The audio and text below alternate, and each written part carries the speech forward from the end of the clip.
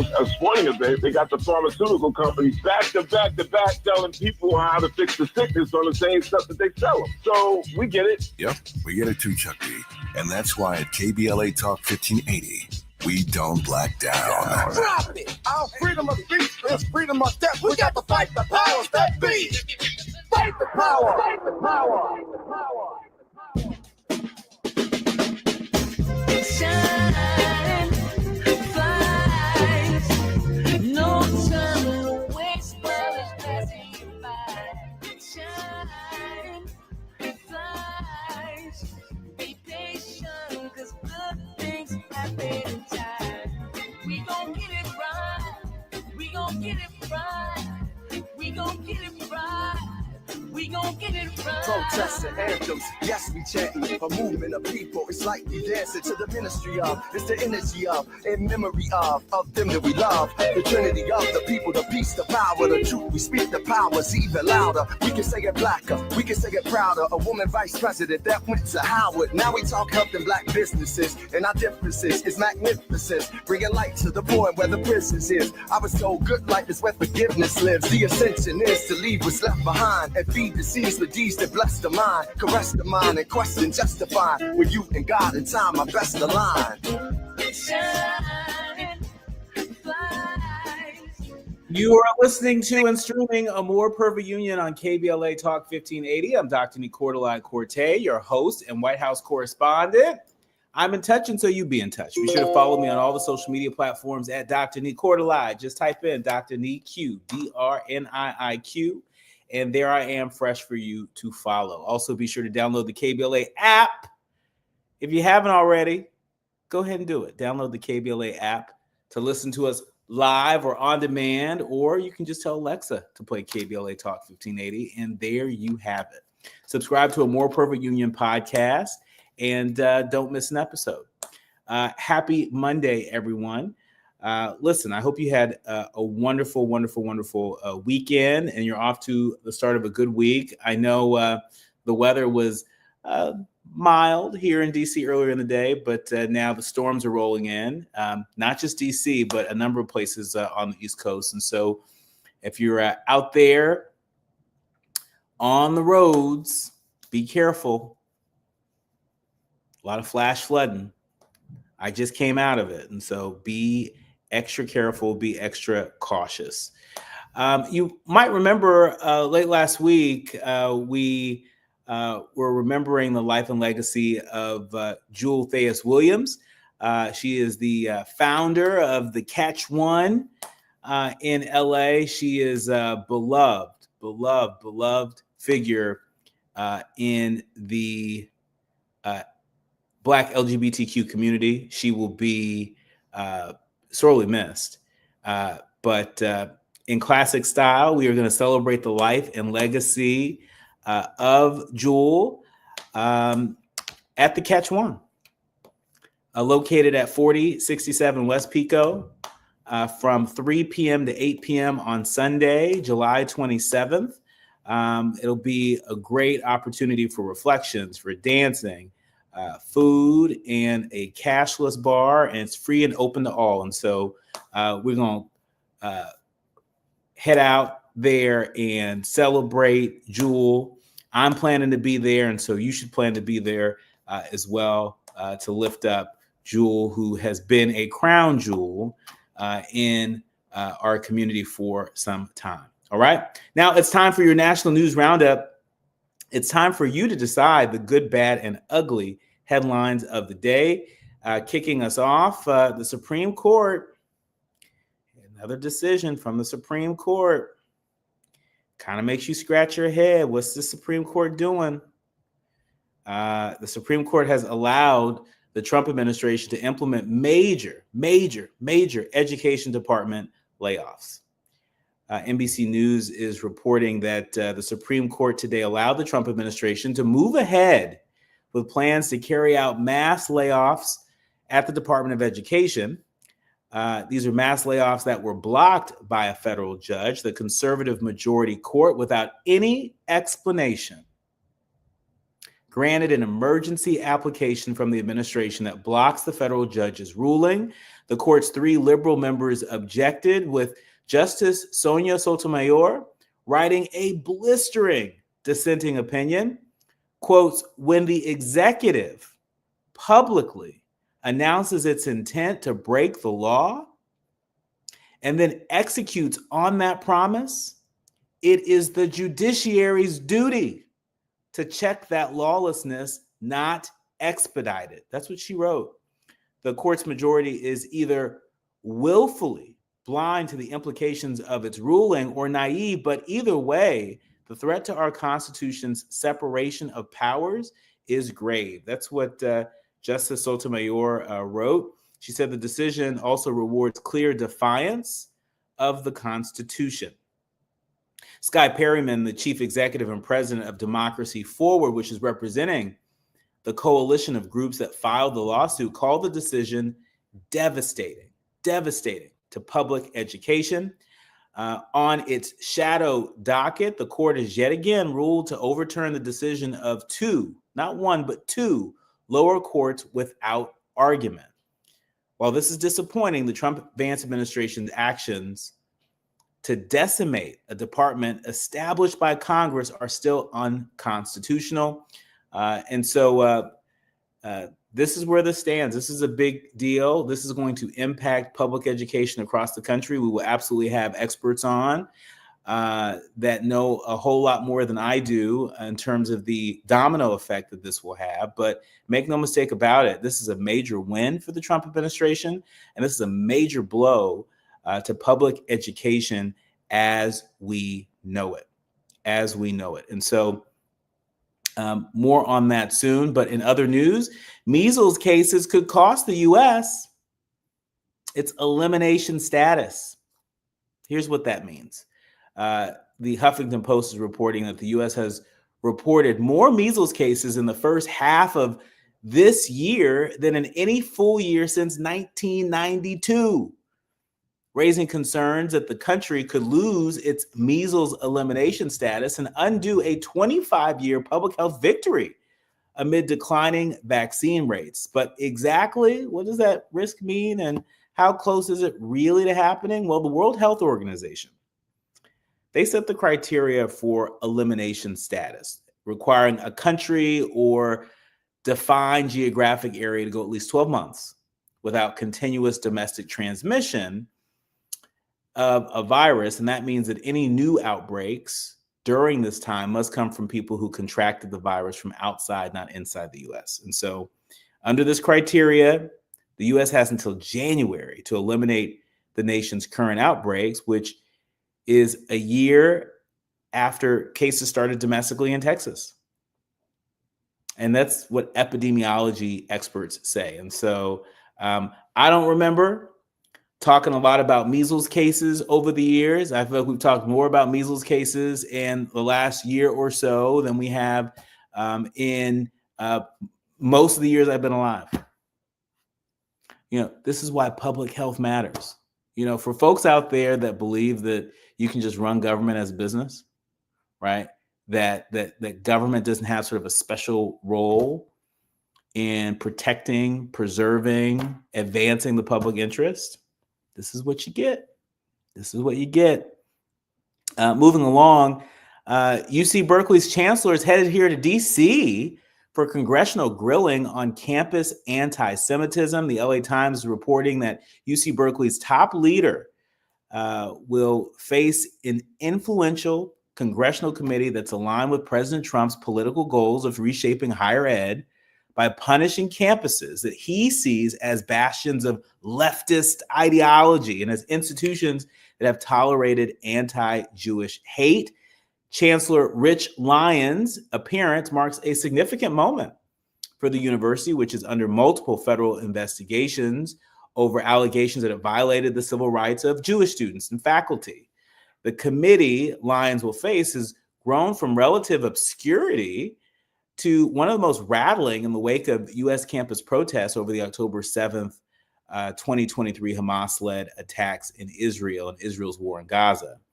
And so folks are going to be glued to their screen on that. I I think success from that hearing may look like coming out very different from the presidents of Harvard and MIT and UPenn. But you better believe Republicans are not going to pass up an opportunity to make an example out of the chancellor of UC Berkeley.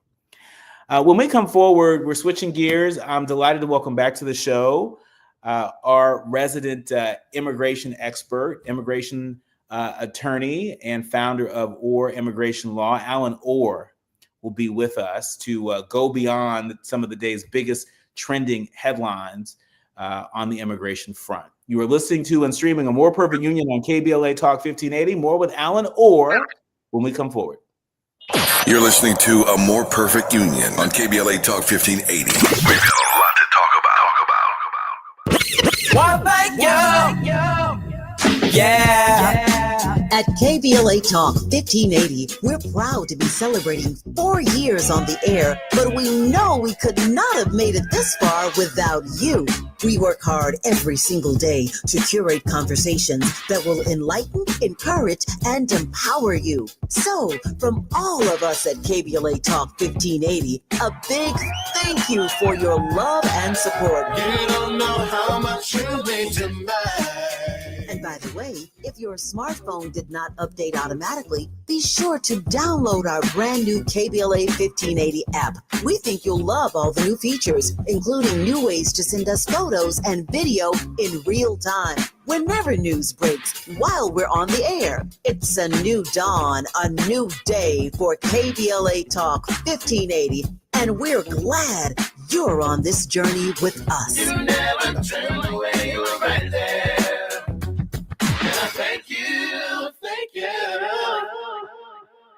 Fabrice. Fabric Talk. Hello, my love. I am your living room carpet. I see everything. I feel everything. After a while, I smell like everything, including Sir Pickles, who you snuggle with while binging that dating show you can't stop watching.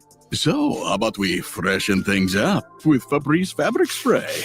Ooh, and a big spray for my pals, couch and ottoman. Ah, yes, refreshing. Breathe happy, Fabrice. La la la la la. Hey, Mom, I've been meaning to talk to you about some new COVID information I saw online. Uh-huh. I read that Black folks like us with certain conditions like diabetes, heart disease, mental health conditions, or being 50 and older, like you, are at high risk. Boy, you sound like a commercial. I'm just saying. I know you love your ginger teas and essential oils, but remember, there are treatment options for COVID-19. I promise if I get sick again, I'll call my doctor to ask about my options. Visit WeTalkWeRise.com to learn more. Brought to you by Pfizer.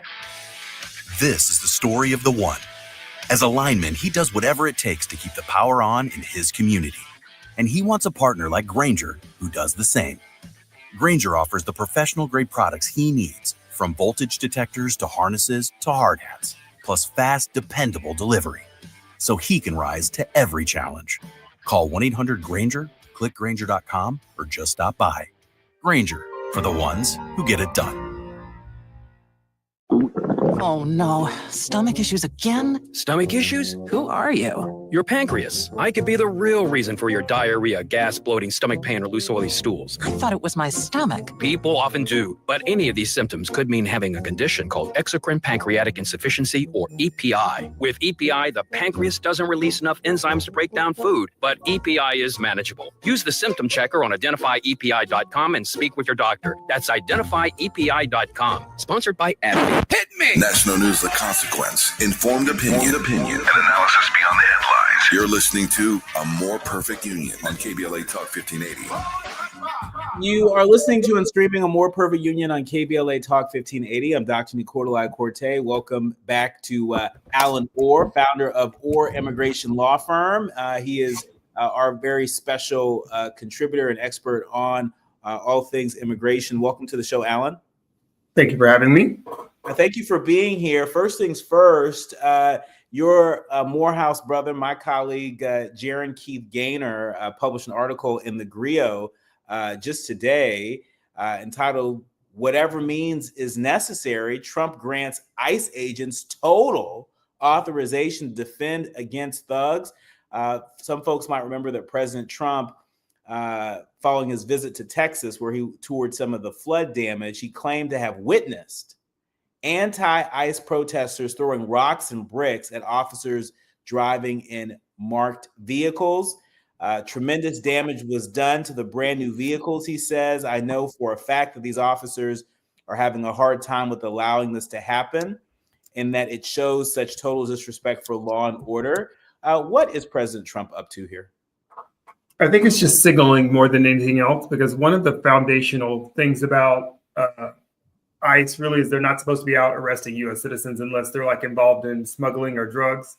But just common law enforcement is not under the relegation of ICE, right? ICE is not part of the day-to-day policing in societies and communities. So I think part of the story that he's telling the country is that there are radical Democrats that are attacking ICE officers as they try to enforce immigration law, which is not the case.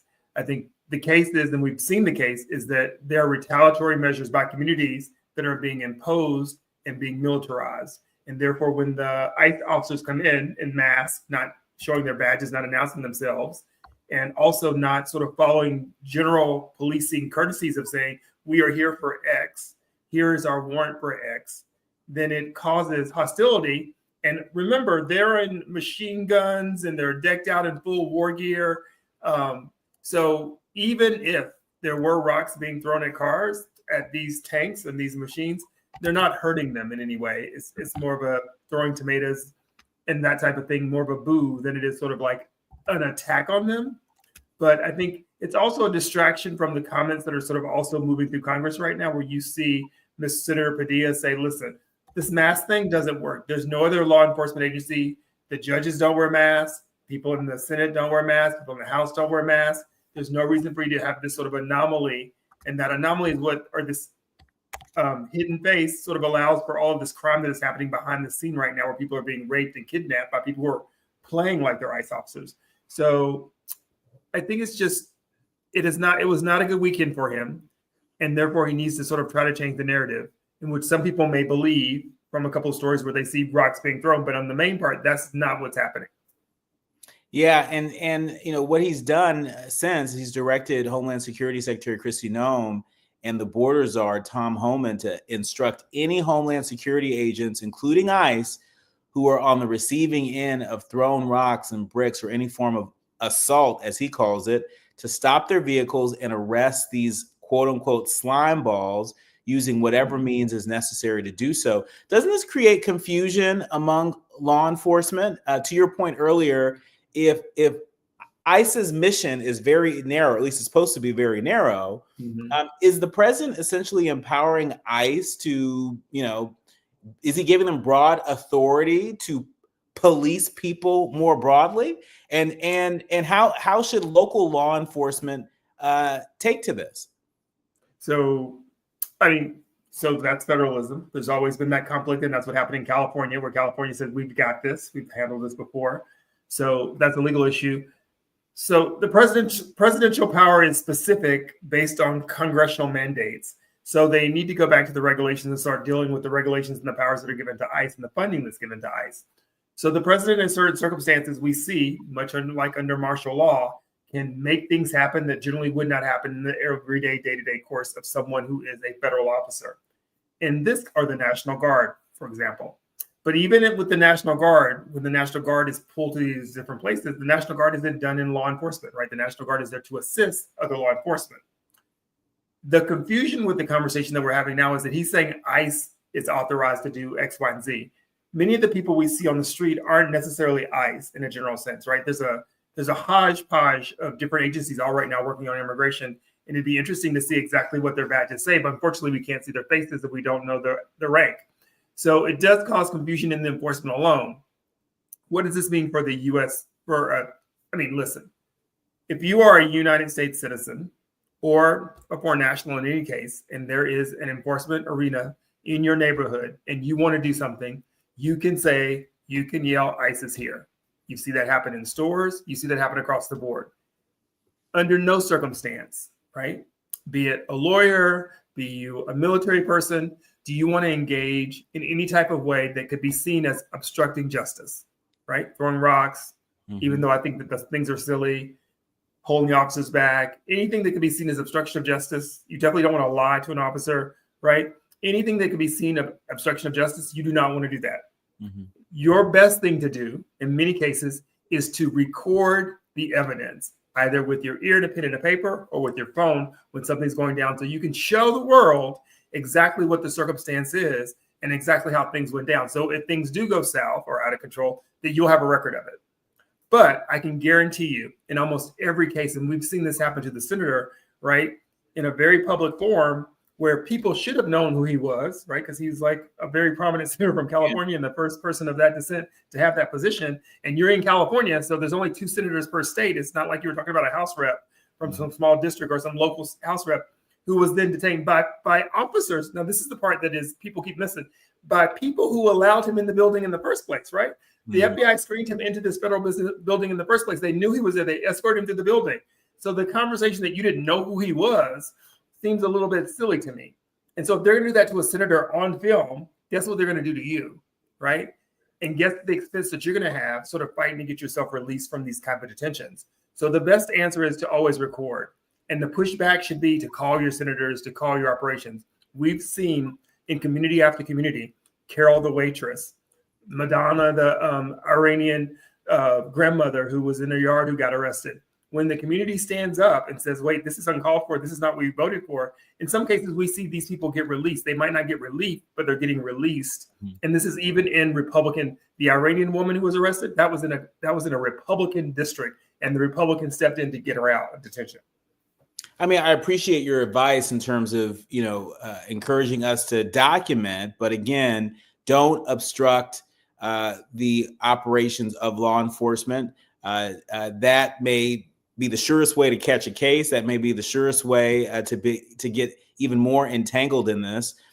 It's important to note that in the so-called One Big Beautiful Bill that has now passed, it's been signed into law, it provides a record $28 billion annual budget to ICE over 4 years. It's an increase from $8 billion annually. So they are cash flush and they are on a mission. The White House has set a goal of 1 million deportations in 2025 as a part of the president's larger goal to execute the most deportations in U.S. history.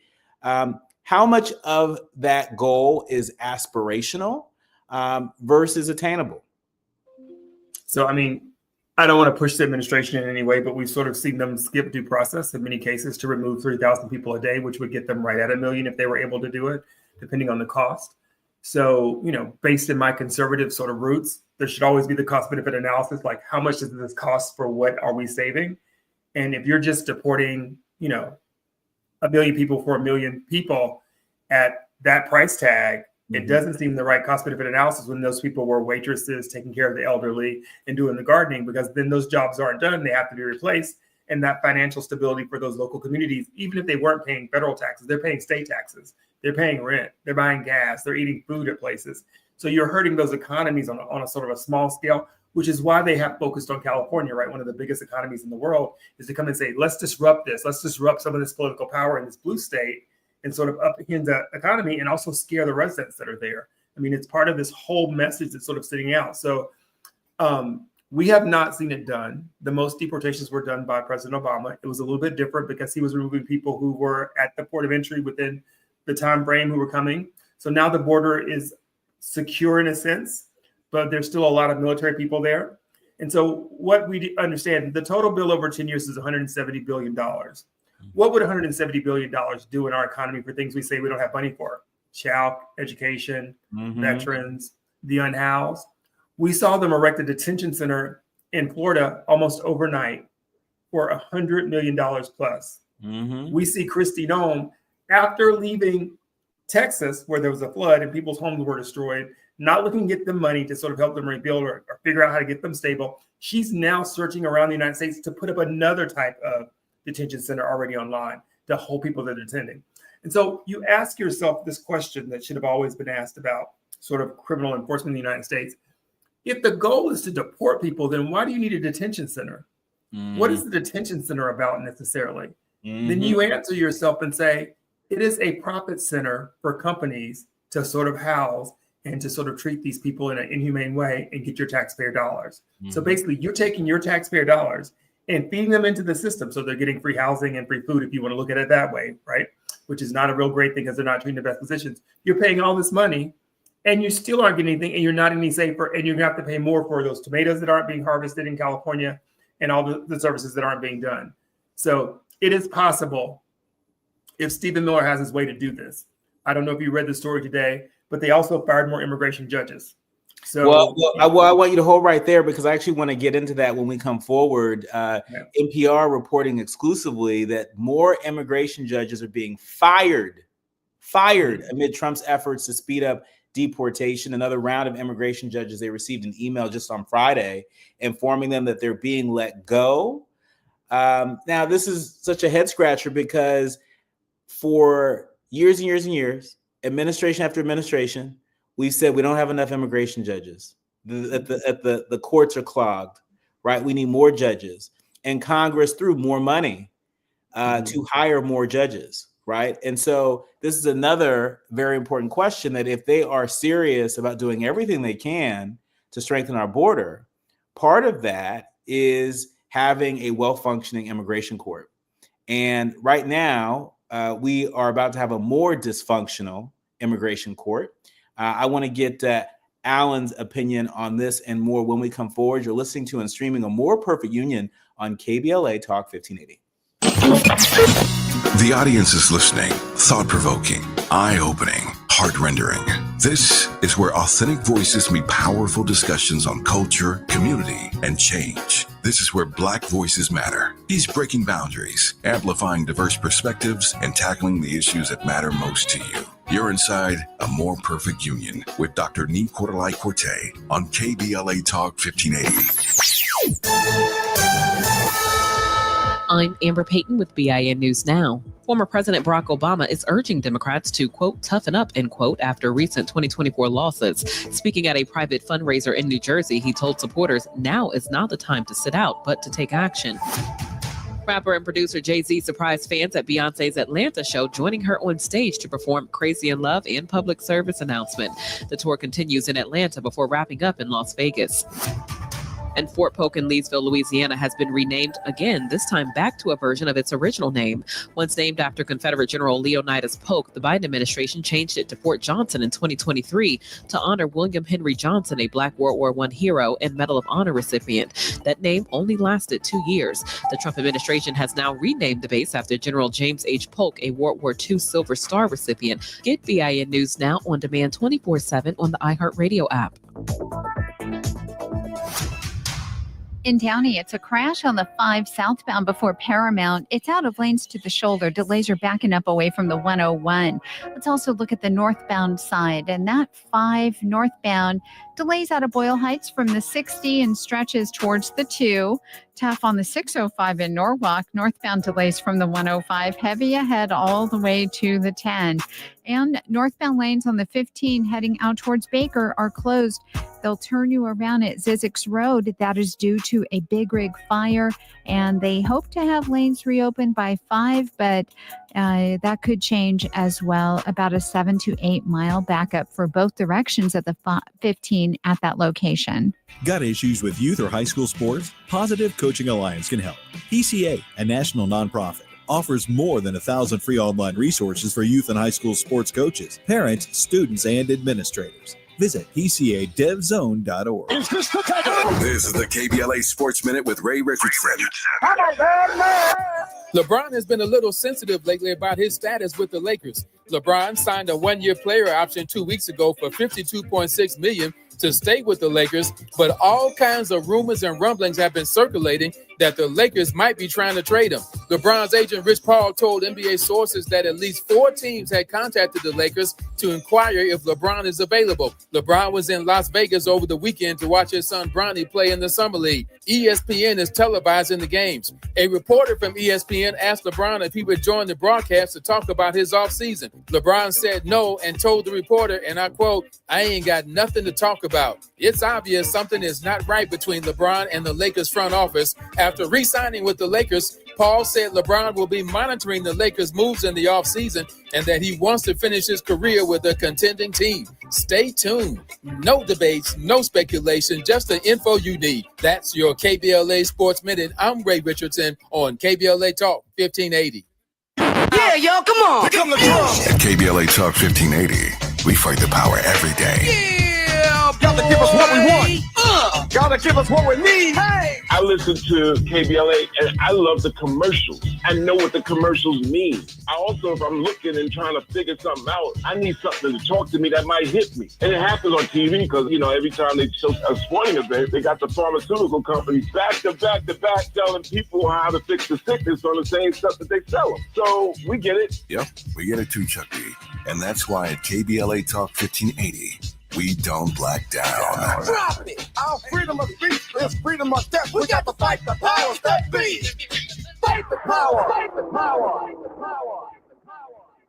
Attorney advertising. Prior results do not guarantee future outcomes. Founded in Los Angeles in 1986, litigation powerhouse Quinn Emanuel has deep roots in the Los Angeles community. Since 2007, we have litigated some of the largest fires on the West Coast. We are proud to be the only AmLaw 100 firm in the country to represent wildfire victims, giving affected individuals, families, and businesses the same focus and individualized attention we devote to our Fortune 500 clients. BTI Consulting has repeatedly recognized Quinn Emanuel as among the 4 law firms in-house counsel least liked to oppose in any litigation, and we are often deemed the most feared. And after securing over $80 billion for our clients in various matters firm-wide, we understand why. If you have been affected by the recent wildfires in Altadena and the Palisades and would like to discuss your situation further, please contact wildfire support at QuinnEmanuel.com or call us at 213-443-3050. Quinn Emanuel is proud to sponsor Conversation Live Altadena Rising with James Farr on KBLA Talk 1580. Attorney advertising. Prior results do not guarantee future outcomes. Hear that? That's the sound of your life. Perfectly imperfect. Beating in rhythm to the world you've created. But every time you drive after drinking, music gets drowned out. Your life sounds pretty great. Don't let a buzz ruin it. Buzz driving is drunk driving. Don't drive buzzed. A message from Nitsa and the Ad Break Council. out the champagne. Everybody get a glass. Tavis Smiley is now ranked number 16 nationally and the highest rated talk show hosted by an African American on the 2025 Talkers Heavy 100 list of the most important talk radio hosts in the nation. Last year, Tavis ranked number 33 and the year before, number 45. The Tavis Smiley Show has rapidly expanded its national syndication to now include nearly 50 radio stations across the country and counting. Congratulations, Tavis. Yay! Now back to building a more perfect union on KBLA Talk 1580. You're listening to and streaming A More Perfect Union on KBLA Talk 1580. I'm Dr. Nii-Quartelai Quartey, and he's Alan Orr, the founder of Orr Immigration Law Firm. He is our resident expert on all things immigration. I know the headlines, they keep coming. They just keep coming and keep coming, but that's okay because around here, we like to go beyond the headlines, and we like to also empower you, provide you with information. We want you to know your rights. Don't give in to the anxiety. Don't give in to the fear. That's what they want you to do. They want you to be overwhelmed by all of it. But here, we like to cut through the noise, and I'm so glad that you're with us, Alan. Thank you. Happy to be here. And so before the break, we were talking about immigration judges. We've had both Democrat and Republican presidents in many years who've all agreed that we need to fund immigration judges. This is an important part of immigration reform in this country. But now, after this president has passed this incredible bill that gives him more money than I think any other president on this front, he's decided that we're going to fire immigration judges. What's that about? So, I mean, first, let's go back to the funding because I think it's important to say that there's more funding for ICE than the FBI, that there's going to be more personnel in ICE than there's going to be in the FBI. So that's sort of just perspective when we think about threats and the real threats and whatnot. Now let's talk about immigration judges and immigration systems, right? And part of the problems with immigration. Immigration are administrative judges, and they fall under the executive branch. So when you think about the executive branch in the United States, you have the president, who is in charge of enforcing laws. You have who runs the Department of Justice. Within the Department of Justice, you have ICE, the officers, and you have immigration court, the judges. And they all work for the same people. And that's a problem when you think about justice, because you don't want your court system and your police officers working in the same system. That's why in our system, we have the judicial branch and the executive branch, so that if there is conflict or confusion, the policing can happen. Because there's a story that always happens is that you can't smell yourself, which means basically if you're the person breaking the rules, you're not going to know that you're breaking the rules. Someone's going to have to tell you that you're breaking the rules. And in immigration, it has always happened that the judge, the attorney for the Department of Justice in your courtroom are coworkers working against you, the immigrant, under the executive branch. So it's already stacked against you and unfair. There has always been a shortage of judges because they aren't paid that well. And clearly they don't have that sort of lifelong appointment that we can sort of see in the other judicial branches. And so, and it's a very rigorous job, right? There's a 4 million case backlog of asylum immigration cases to go through the system, right? So if you're an immigration judge, every day in your courtroom, you're seeing hundreds of people, and if you don't speak a foreign language, as many of them don't, you're doing a translation. So we've seen under every administration that some judges would be appointed to this, and many of the judges that are appointed to the bench are former ICE lawyers. Imagine that. And so when they get on the bench, what do? What they do best, right? If you are a hammer, you hit a nail. So a lot of cases were denied. A lot of cases were administratively done. They weren't really judges in the first place. They were just attorneys. And we've even seen people who were picked up from other branches of government to say, here's your retirement package to be an immigration judge who don't even understand immigration. So that's something to know, that the court was already packed with a bunch of people who probably weren't qualified. What helped the judges be qualified under the Biden administration was there were superior judges who organized them to help them sort of be clear on the functions and the memorandums that were happening, right?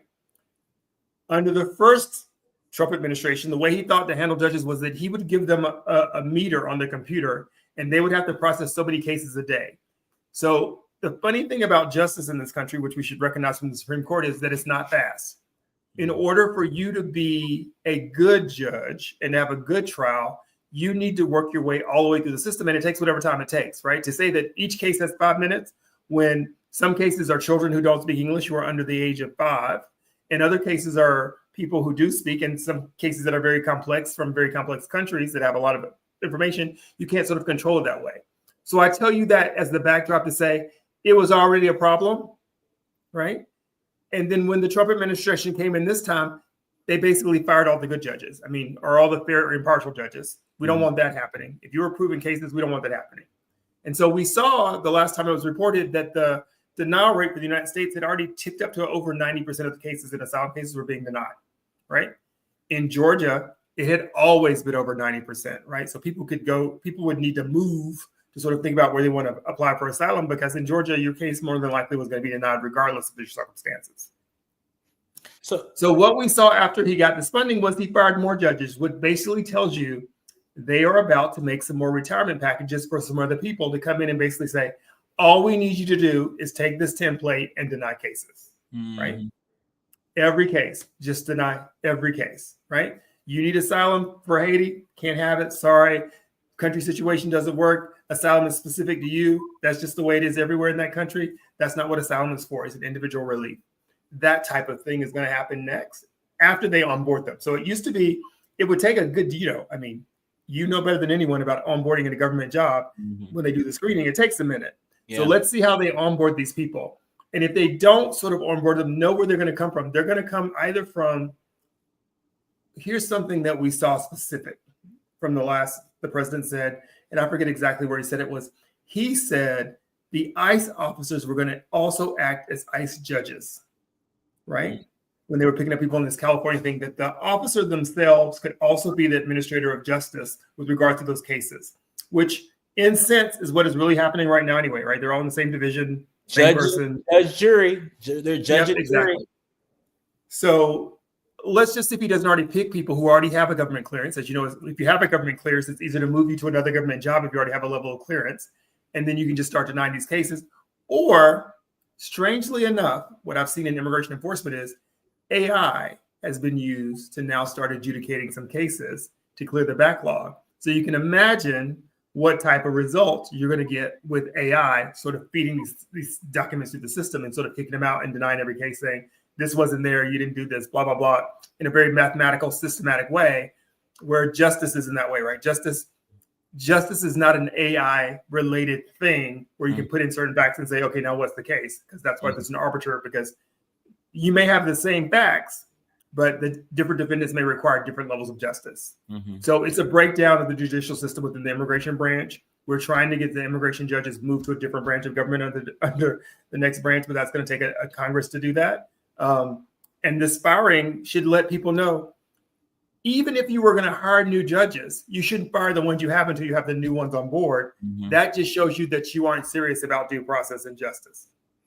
I mean, speaking of not being serious, I mean, these terminations reportedly landed after Congress approved this mega spending bill, which people need to know the bill allocated over $3 billion with a B, $3 billion to the Justice Department for immigration-related activities, including hiring more immigration judges. And so, you know, you got to ask yourself, wait a minute, y'all made such a big deal about passing this bill. Oh, give me this bill. We got to pass this bill by 4th of July, arbitrary deadline, by the way, right? And, you know, folks hemmed and hawed over what was in this bill. And one of those things in this bill was money for immigration-related activities at the Justice Department. And right after the bill's passed, right after signing the law, oh, we don't need these judges, right? And now we're just talking about judges. So you got to ask yourself, what else is in this bill where Congress allocated dollars for a specific purpose? And now this administration is saying, no, we don't need that. And we're just basically going to reallocate that money however way we choose. And because Congress is MIA, there's going to be nobody there to stop them. Until after the midterms, if then. But I mean, I think the other thing you should say is detention centers. That's where a lot of the money's being funneled back into these big corporations. Sort of what you saw in Florida, they did it in 8 days, right? $120 million to $140 million. They bypassed all permits to do it. It's a big mega story.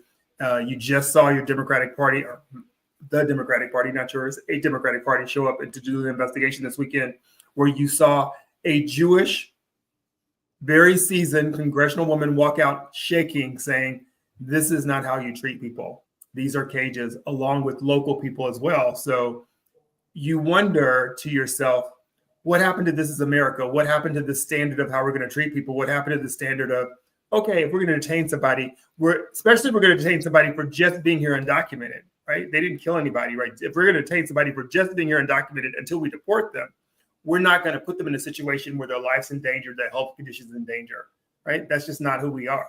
And we paid someone $140 million for a toilet seat that's the same mechanism with no privacy between the different toilets in cages in a tent in the middle of in a place where hurricanes happen. That doesn't sound right to me. Where's the money going? I mean, it's all kinds of terrible. It's all kinds of terrible. And, you know, to add insult to injury, they are doing this without any regard to people's due process, right?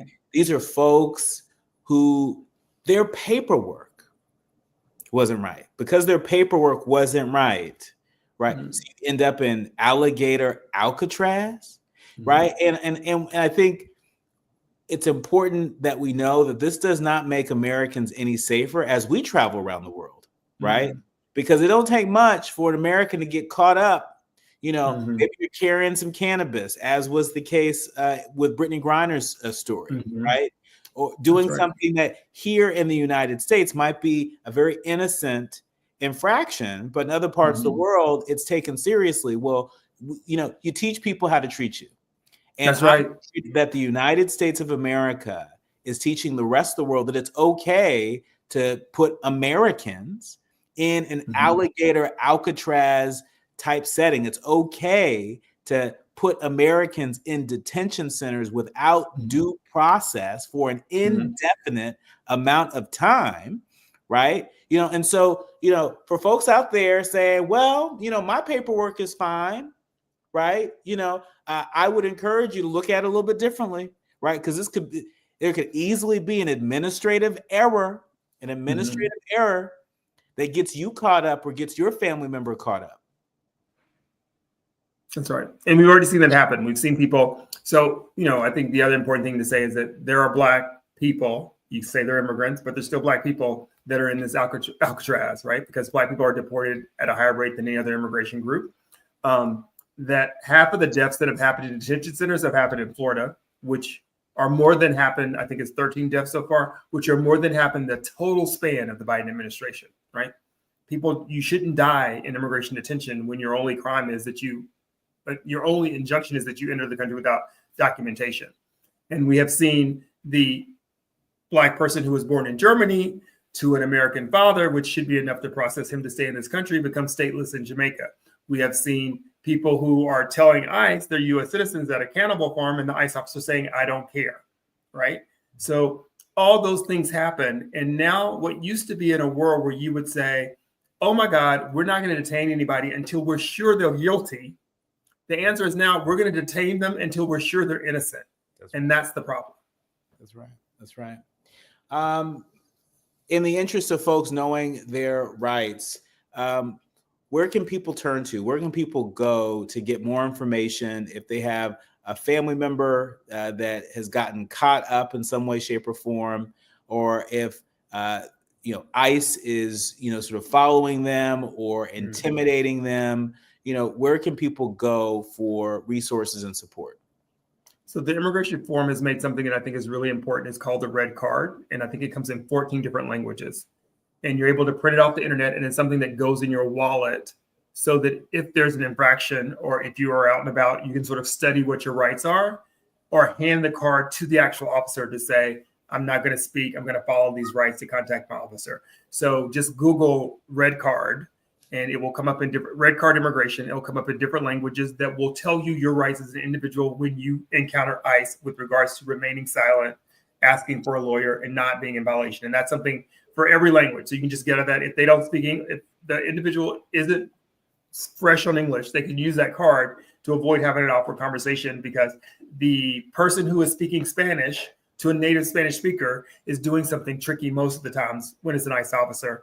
In the way they sort of, because their Spanish may not be that well either, right? So this is a very precise thing. So let's say on both sides, it may not be well. And if you're speaking Creole or Hindu or anything else out of that, that's the general lay of the land. Outside of that, when you want to go to know what's going on right now, the best place to find is the ACLU, which has know your rights with regards to protesting, know your rights with regards to ICE showing up at your home, know your rights with regards to ICE showing up at your workplace, know your rights with regards to ICE encountering you on the street. Many of these same documents you can find also from the American Immigration Lawyers Association. But most people think ACLU, so it's easy to find. As a group, a lot of people are putting this out on the internet, but it sort of encapsulates everything that's going on in your world. If you are undocumented, what do you need to do? You need to have a plan. Right? If I am going to be undocumented, I'm going to take the risk and remain here, I'm not going to deport myself, then the first thing I'd want to do is say, it's time to talk to a lawyer to see, you might have options that you might have started before, but most likely there aren't options because Congress hasn't passed a bill. But still have a relationship with a lawyer. So if you need that call, then it's someone to make that call to, or an organization to have that call. Number two, if you have assets, be it whatever it is, car, cash, house, or cars, what do you want to happen to those assets if something were to happen to you? Most importantly, if you have children who are United States children, who do you want to be in charge of them? Do you want them removed with you? Do you not want them removed without you? You want to know those sort of circumstances. And what is your routine? Now is not the time to be random. If you're undocumented, you need to have a system so that if you don't wind up in a certain place at a certain time, someone's going to start looking for you. So weeks don't pass by or months don't pass by, or your employer's not looking for you to say what happened to them. That's most importantly. And last, if you are detained, get the community behind you. If you are someone and you've been going to church, been paying your taxes, all the good people in your neighborhood know you because you're doing their hair or cutting their grass, And it's time to ask those good folks to pick up their good phone and dial their good representatives in the House and the Senate to say, get him out. This is not the immigrant that you said you were going to remove, specifically in these red states. We need them. If you have all these farms that are shutting down, you're going to lose produce. Get on the phone, call them now and say, this is not what we asked for. This is not what we're going to do. Call your local town people, call your local mayors and tell them, I'm not going to vote for you personally because this is happening to my community, to my friend, because in these local towns, we all know it's 200, 300 votes that may decide who the mayor is and who the mayor is not in those situations. And that might get them to even give you some publicity. The public pushback is the strongest thing we have right now to Congress to give them stories until there's a midterm election. Outside of that, yeah, you can go to court. But as we talked about before, court is not a fast lane. Court will take time. Court will take a lot of money, which is another thing that people can do. They can donate money to people who are bonding out immigrants because the bonds are getting higher and higher across the board. And the bonds for Black immigrants are almost triple that for other immigrants. And I don't know why, because it's a lot more difficult in many cases to get to Africa than it is to get to South Latin America. So those things are just keep in the back of your mind when you think about the way financially what you can do. And the other thing that you can also do is change the narrative with regard to immigration. Every time somebody says they're a criminal, they're a thief, they're a rapist, to me, I ask you to say the same thing they say about trans people. How many trans athletes do you actually know? Probably none. How many have hurt you in your life? Probably none. So what is your real fear? Probably non-existent. We want to say thank you to Alan Orr. He is the founder of Orr Immigration Law. Thank you for taking us beyond the anti-ICE immigration headlines. And I always just feel so much smarter and so much more empowered. And I hope our leaders, learners, and listeners feel the same. You just gave us a nice list of things that we can do,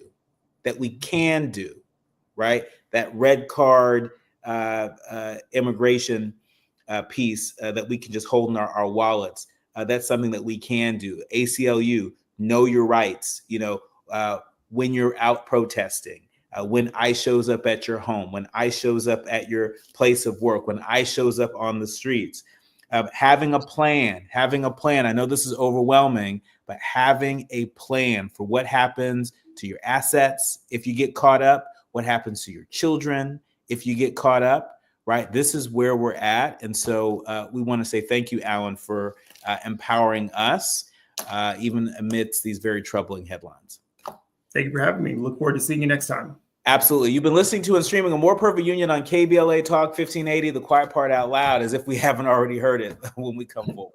Striving to make America a nation as good as its promise. This is A More Perfect Union on KBLA Talk 1580. We've got a lot to talk about.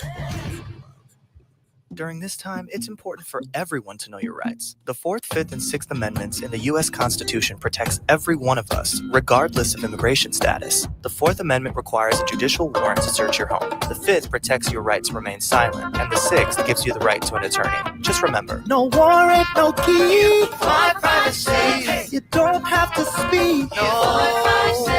No lawyer inside. Don't say a thing. Yeah, we all got rights. Hey, we all got rights. You have cancer. The 3 words no one wants to hear. Of the cancers that impact our community, lung cancer is the most dangerous. More people succumb to lung cancer than colon, breast, and prostate combined. Black men are 12% more likely to develop lung cancer, and cases for Black women are rising. Early detection and comprehensive treatment is the best way to beat this dreaded disease. Providence is a research leader in multi-cancer early detection, offering blood tests that identify fast-spreading cancers that don't show symptoms in early stages. The Providence Los Angeles Integrated Network Cancer Program determines best protocols for each patient, interacting with specialists who share experiences, perspectives, and new findings specific to each case. With over 1,000 board-certified physicians, including top oncologists, surgeons, radiologists, and nurse specialists, Providence delivers whole-person care that understands your culture, values, preferences, and priorities. So, if you hear the words, "you have cancer,"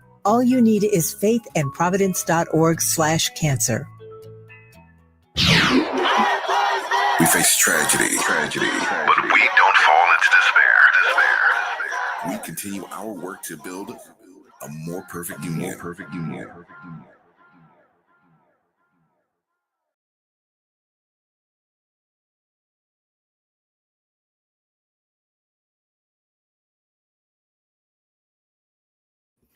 I'm Dr. Nii-Quartelai Quartey. You're listening to A More Perfect Union on KBLA Talk 1580.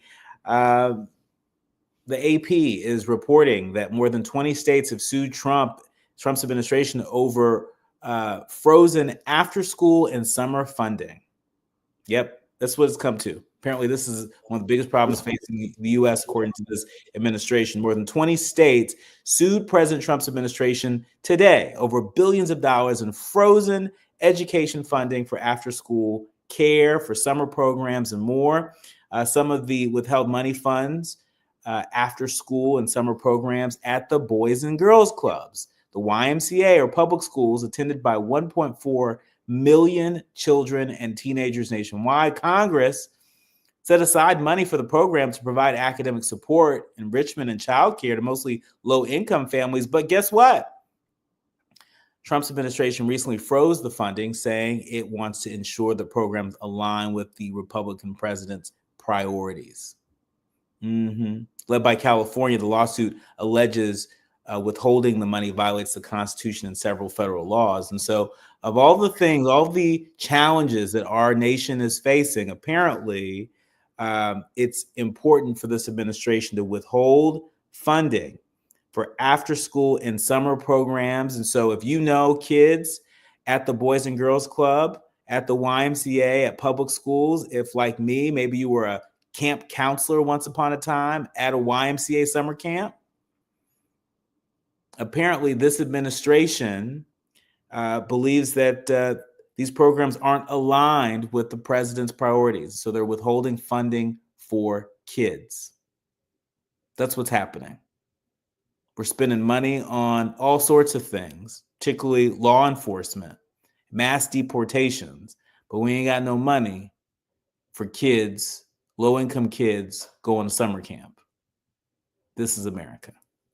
You're listening to and streaming A More Perfect Union on KBLA Talk 1580. KBLA 1580 Santa Monica. I'm Amber Payton with BIN News Now. The search continues for 49-year-old Felicia Bates, at-risk Black Chicago woman in urgent need of medication. Need of her medication. She's a diabetic. She was last seen earlier this month near a Southside CTA bus stop wearing a burgundy top, capri blue jeans, and blue gym shoes with pink